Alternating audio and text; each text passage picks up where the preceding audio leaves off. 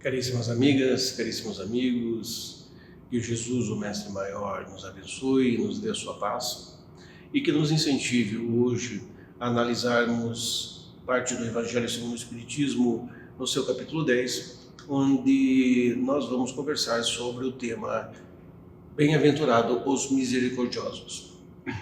Mas antes, vamos fazer a nossa meditação, a nossa oração, a nossa interiorização para que possamos assimilar bem as palavras, para que possamos assimilar bem os ensinamentos e para que possamos utilizar na nossa vida diária.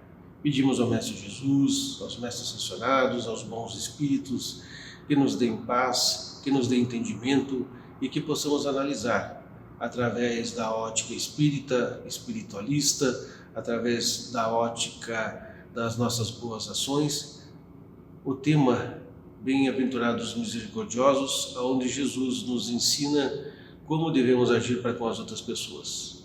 Que Jesus nos ilumine sempre. Então, nesse capítulo 10, onde o Espírito da Verdade, através dos médiuns de Allan Kardec, ele vai nos dar uma noção exatamente sobre o que é misericórdia, né? E o primeiro tema que ele nos coloca aqui é: perdoai para que Deus vos perdoe. Ele cita assim alguns capítulos do Evangelho de Mateus, onde o primeiro ele fala: bem-aventurados os que são misericordiosos, porque eles próprios alcançarão a misericórdia. Se perdoardes os homens as faltas que cometem contra vós, vosso Pai Celeste também perdoará vossos pecados.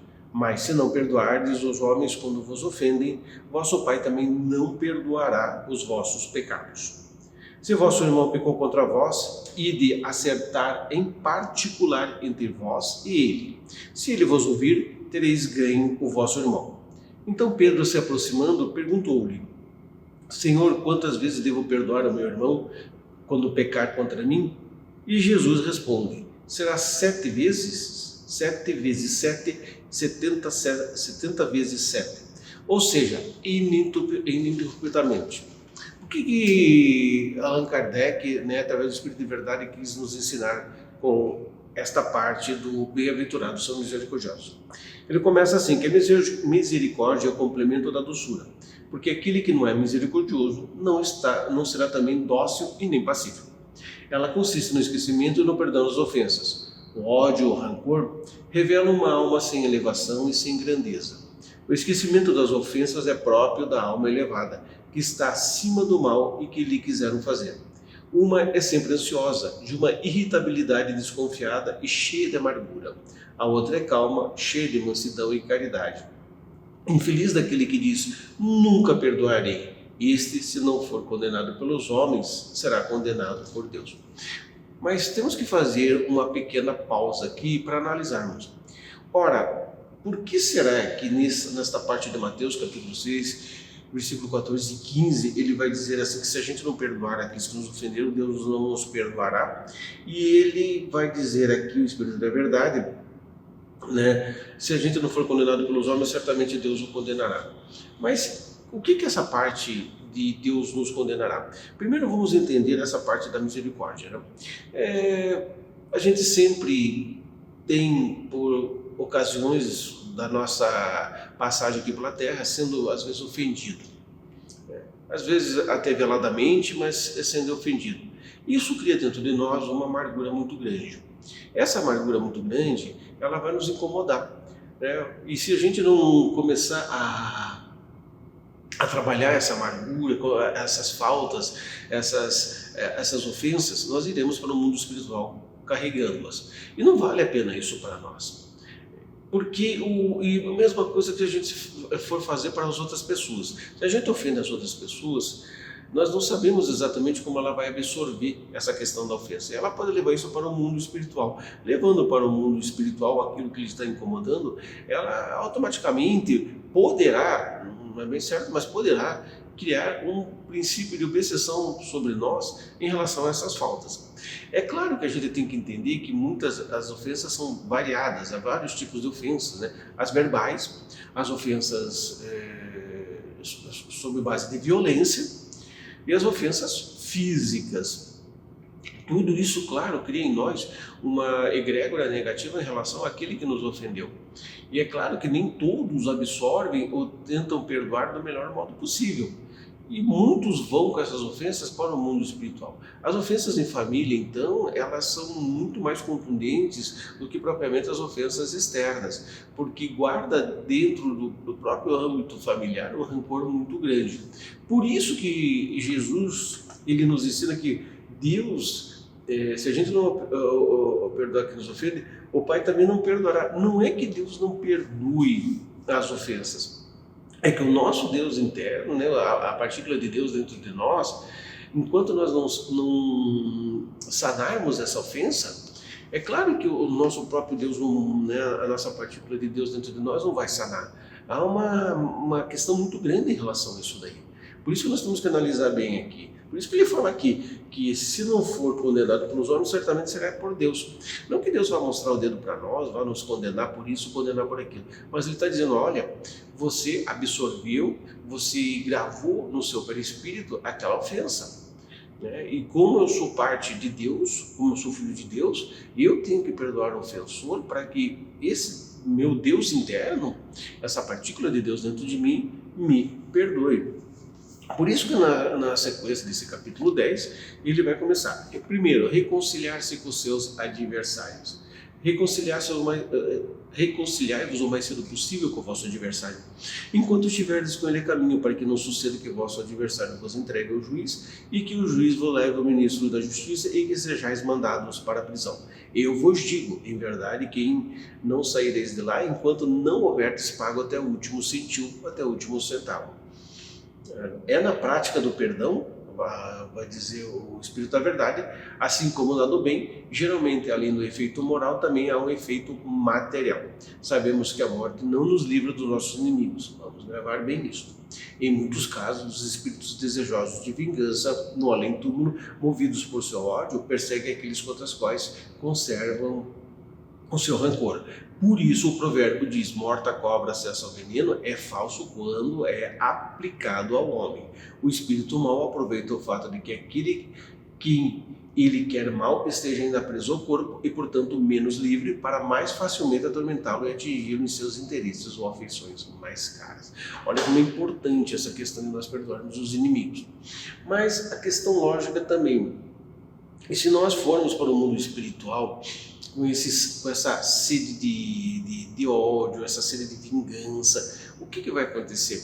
Provavelmente nós seremos aliciados por espíritos de baixa frequência que vão nos incentivar a se vingar dessa pessoa. E como nós, espíritos livres, temos condição de estar muito mais nos movendo no interior do planeta, é óbvio que de posse daquele rancor, de posse daquela raiva, a gente vai incomodar essas pessoas. Por isso, o ensinamento maior do Mestre Jesus através do apóstolo Mateus. Né? Enquanto você não pagar nenhum centavo, nenhum centavo, enquanto você não sair dessa raiva, desse ódio, dessa vingança, você não vai ver o reino dos céus, ou seja, você não vai suplantar a sua própria pessoa, o seu próprio espírito em relação à sua elevação. Então, ele já nos diz, olha, que a morte não nos livra dos nossos inimigos, pelo contrário, né? Eles estarão lá e muitos, como vamos repetir, muitos não nos perdoarão e poderão vir nos incomodar. Ele continua dizendo aqui que quando Jesus recomenda reconciliar-se o mais cedo possível com o seu adversário, não é apenas com o objetivo de eliminar as discórdias durante a atual existência, mas para evitar que elas continuem em existências futuras. Não saireis de lá, disse Jesus, enquanto não tiver pago o último centavo. Isso quer dizer que, enquanto não perdoamos uns aos outros, estaremos presos em cadeias de ódio e rancor, das quais só nos libertaremos quando estiver satisfeita completamente a justiça de Deus. Então, como diz os nossos irmãos budistas, nós vamos viver naquela roda de samsara. Nasce, cresce,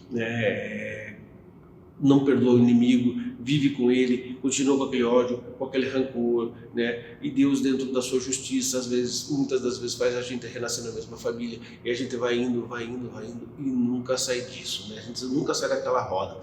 E nós temos que fazer esse esforço de perdoar. É claro que a gente diz que não é fácil, e não seria mesmo fácil. A ofensa é uma energia muito forte, é uma energia que nos incomoda, é uma energia que ela faz com que nós desestruturemos toda a nossa vida, né? Aí a gente ainda tem um problema muito sério, né? Um desafio muito sério, né? Porque são a maioria das novelas, dos filmes, não nos ensinam isso aí, não ensinam as pessoas isso daí, né? Sempre tem que ter a vingança através da morte, através de, entre aspas, puxar o tapete da outra pessoa, e assim sucessivamente. Principalmente essas novelas melodramáticas, esses filmes de violência, tudo isso faz com que a gente não aprenda a perdoar. Ele vai também dizer que a gente não deve julgar para não ser julgados. Primeiro vê a trave no nosso olho, para depois ver o cisco ou o argueiro no olho da outra pessoa. É uma insensatez, diz ele, dos homens ver o mal nos outros antes de ver aquele que está em si próprio, né? Para julgar-se a si mesmo seria preciso poder olhar no íntimo, num espelho, transformar-se de algum modo para fora de si, se isso fosse possível, e considerar-se uma outra pessoa perguntando: o que eu pensaria se visse alguém fazendo o que eu faço? Olha que interessante, né? Você faz essa pergunta para você: o que eu faria se eu visse uma outra pessoa fazendo o que eu faço? Será que eu me perdoaria? Aliás, quantas vezes você se perdoa, inclusive pelos seus enganos, pelos seus erros? Os erros, os enganos fazem parte da nossa vida até para que a gente possa evoluir espiritualmente. Mas quantas vezes você se perdoa? Quantas pessoas eu vejo falando: se eu tivesse feito tal coisa, se eu tivesse estudado, se eu tivesse feito determinados, né, não estaria nessa vida? Mas nós temos que aprender uma grande frase que o Chico Xavier sempre falava. Embora a gente não possa voltar atrás e começar novamente, mas nós podemos fazer um novo começo e ter um novo fim. E esse novo começo e ter um novo fim significa o quê? Que a gente comece a errar menos, aprender com os erros do passado, fazer um caminho diferente para a nossa vida, porque isso vai fazendo com que nós evoluamos espiritualmente, né? Fazer um novo objetivo para a nossa vida, fazer um apanhado geral, que é o que poucas pessoas fazem. Faz um apanhado geral do que está acontecendo na sua vida, o que você pode fazer por você, o que você pode mudar.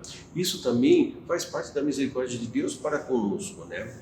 E o capítulo 10, ele vai continuando dizendo aqui, né? Não julgueis para não serem julgados, né? Como nós comentamos aqui.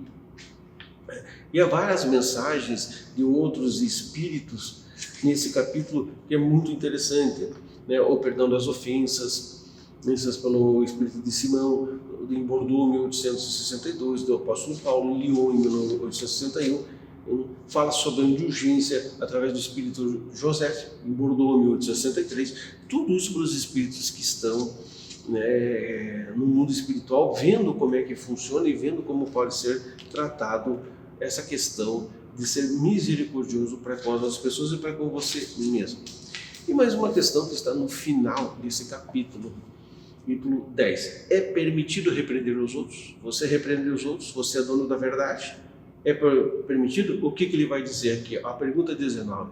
Se considerarmos que ninguém é perfeito, significa que ninguém tem o direito de repreender seu próximo? Olha que resposta interessante. Certamente não, uma vez que cada um de vós deve trabalhar para o progresso de todos e principalmente para aqueles cuja proteção vos está confiada. Mas isso é uma razão para fazeres com moderação, com um objetivo útil e não como se faz na maioria das vezes pelo prazer de desacreditar. Não é assim que as pessoas fazem, né? Você está errado, você, né, vem com aquele dedo em riste, vem falando as coisas, né? Não pode ser desse jeito. Nesse último caso, a repreensão é uma maldade. Então, quando você vê que a pessoa está fazendo alguma coisa que você considera errada, ou enganada, chegar com mansidão, com misericórdia, com calma, explica para ela: fulana, olha, você está fazendo desse jeito, será que está certo? Ou será que você não pode fazer diferente? Eu tenho uma ideia, a gente pode fazer mais ou menos assim. como ele diz aqui, com moderação para um objetivo útil. E não toda hora está apontando o dedo e dizendo que a pessoa está errada, dizendo que a pessoa está desse jeito. É saber interpelar para que ela tenha condições também de aprender e se utilize dessa lição para fazer bem aos outros. Então, seja misericordioso com você mesmo, veja os seus erros, veja os seus enganos, corrija, pegue o seu caminho para frente, comece um novo começo, tenha um novo fim e ajude as outras pessoas também a fazerem o mesmo. Paz e prosperidade a todos. Até o nosso próximo encontro. O seu Mestre Jesus assim der o aval da nossa presença. Até mais.